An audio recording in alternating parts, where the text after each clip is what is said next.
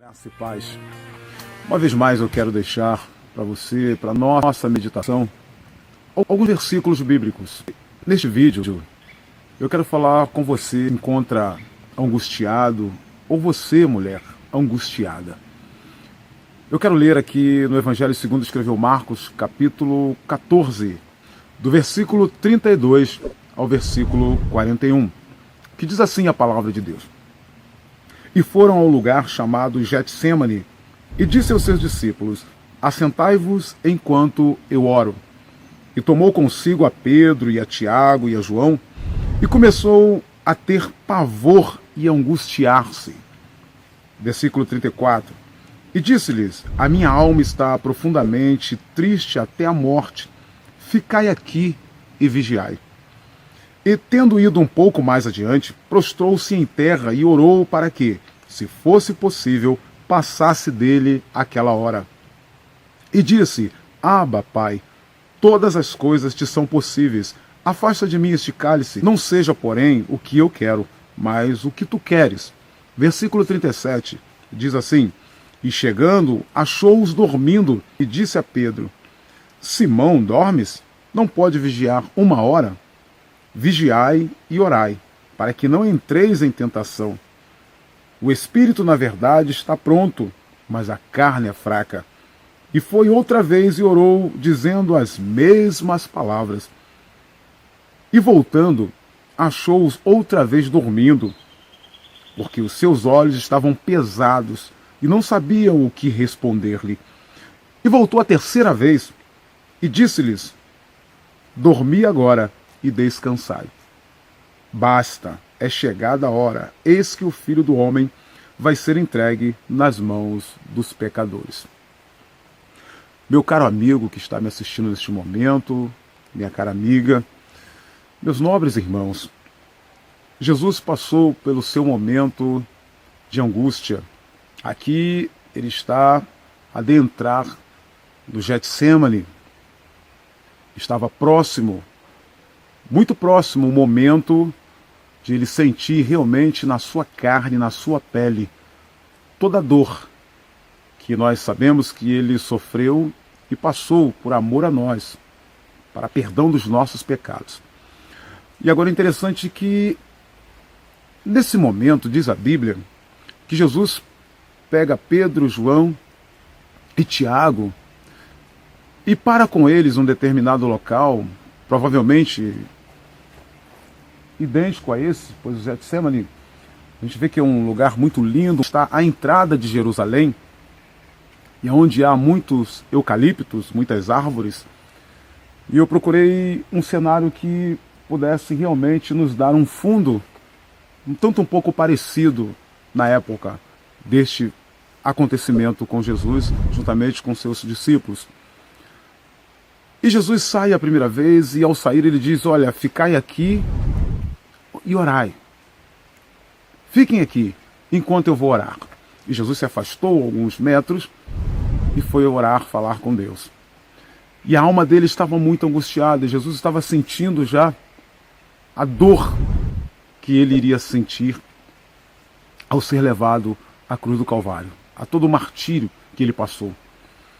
E agora Jesus volta, Jesus retorna e encontra os discípulos dormindo uma vez mais. E Jesus vai pela terceira vez, e na terceira vez Jesus volta e diz: será que nem por um momento vocês podem orar comigo? E ele diz: vigiai e orai, porque é chegada a hora.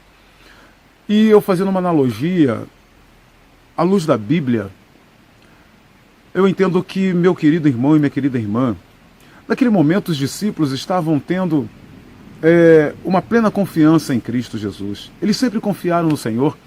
Os discípulos, um deles naquele momento, quem sabe eles entre si, lembraram não só de tantos fatos, de milagres operados, principalmente por Jesus, principalmente esse que eu vou lhe citar. Foi quando uma certa feita eles estavam em um barco, em alto mar, e Jesus dormindo na proa do barco, e de repente o vento começou a soprar muito forte e o mar se empolou. E os discípulos, apavorados, acordaram a Jesus, para que Jesus pudesse fazer alguma coisa. E Jesus fez um milagre. Jesus deu ordem para que o vento cessasse, o vento cessou. Jesus ordenou o mar que o mar se acalmasse, e o mar se acalmou. E logo veio a bonança. Então, com esse texto de exemplo desse milagre, tantos outros que ocorreram, e em meio à grande trajetória que eles tiveram junto com Jesus, eles comiam junto com Jesus, dormiam junto com Jesus, cantavam com Jesus. Eles tinham um relacionamento muito íntimo, muito próximo a Jesus Cristo. Eles eram as pessoas mais próximas de Jesus, então eles conheciam muito bem a Jesus. E o fator do relacionamento entre ambos fez com que eles verdadeiramente tomassem uma confiança muito grande na pessoa de Jesus Cristo, a ponto de nem sequer passar pela mente, pelo coração deles, que Jesus estava angustiado.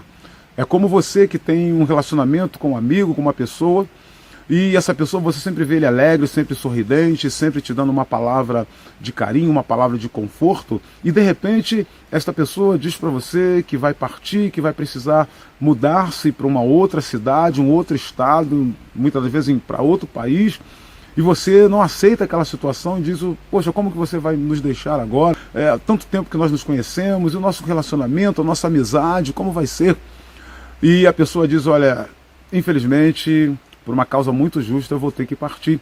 Isso vai te entristecer muito.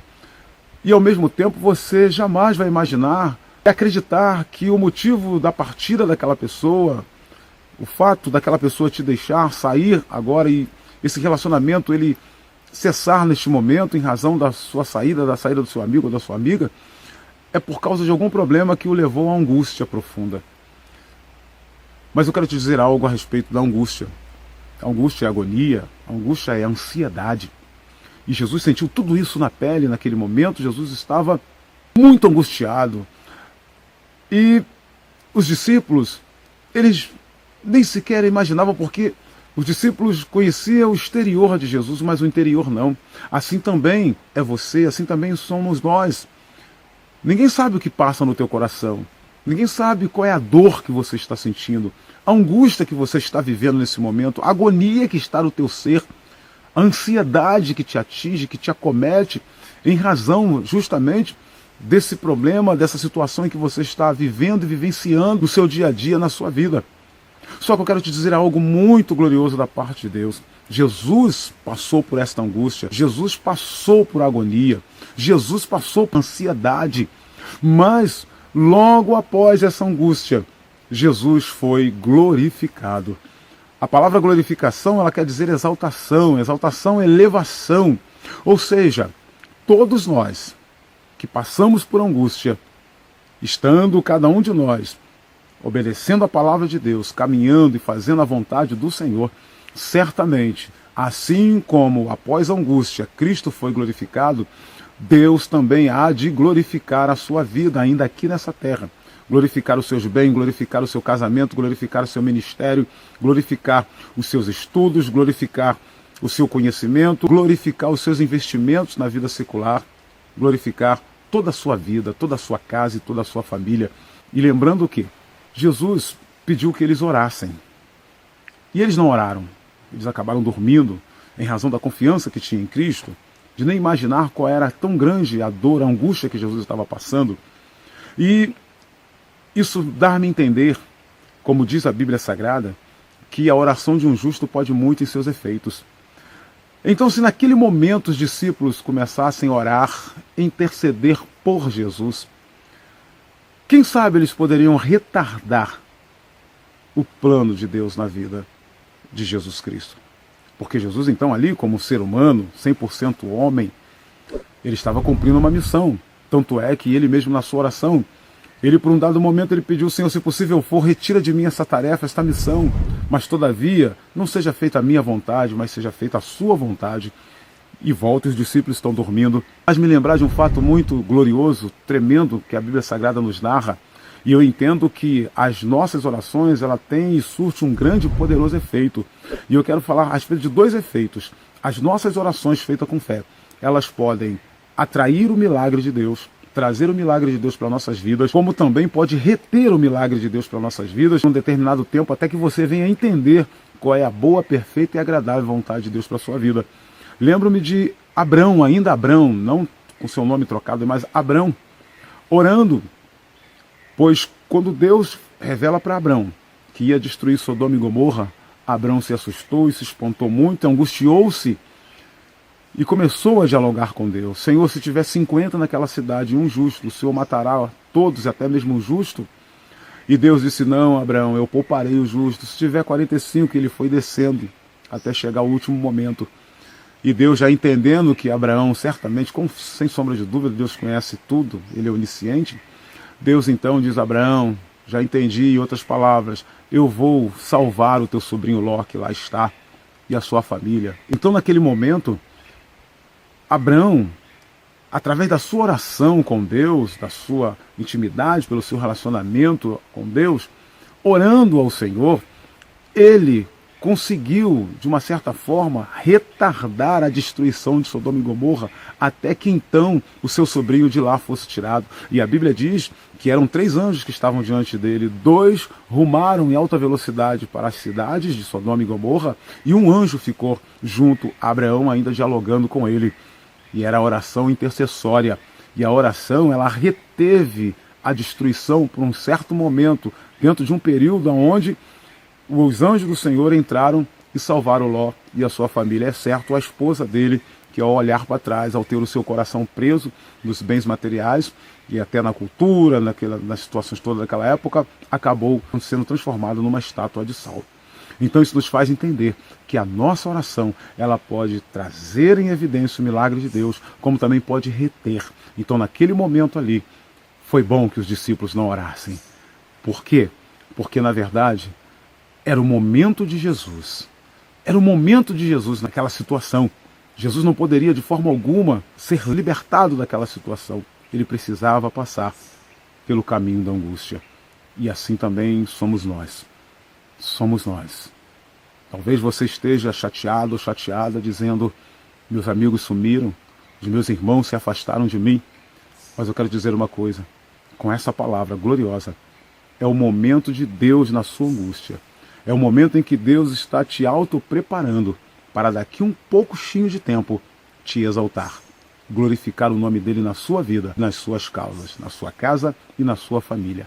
Que Deus te guarde, que Deus te abençoe. Seja firme, seja constante, sempre em abundante na obra do Senhor, porque a sua obra tem uma recompensa. Então, passe por essa angústia, mas passe crendo que algo novo Deus tem para a sua vida. Deus está realizando algo na tua vida de grande excelência.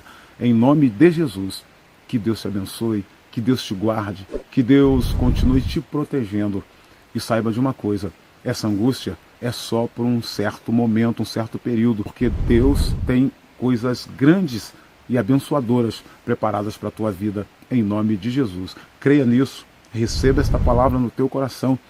Vale a pena servir ao Senhor. Não volte atrás. Que Deus te abençoe em nome de Jesus.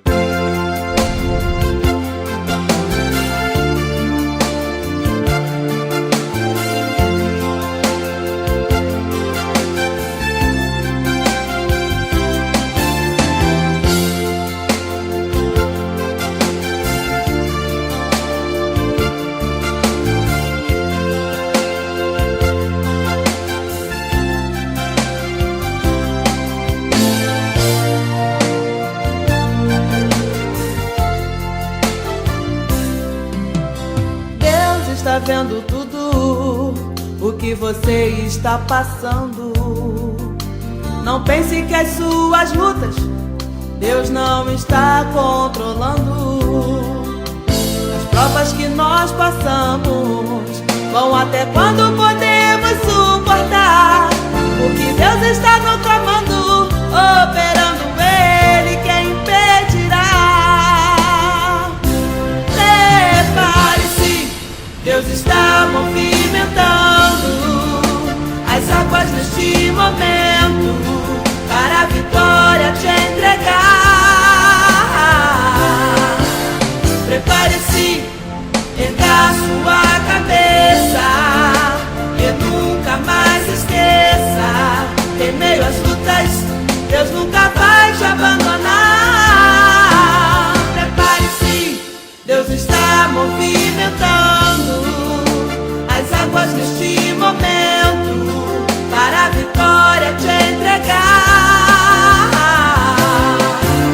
Prepare-se, erga a sua cabeça e nunca mais esqueça, em meio às lutas, Deus nunca vai te abandonar.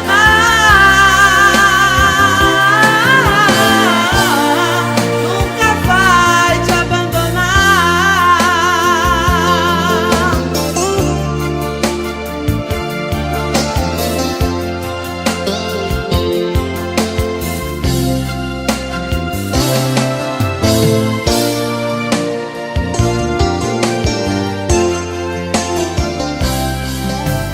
Toda essa tempestade em sua vida vai passar.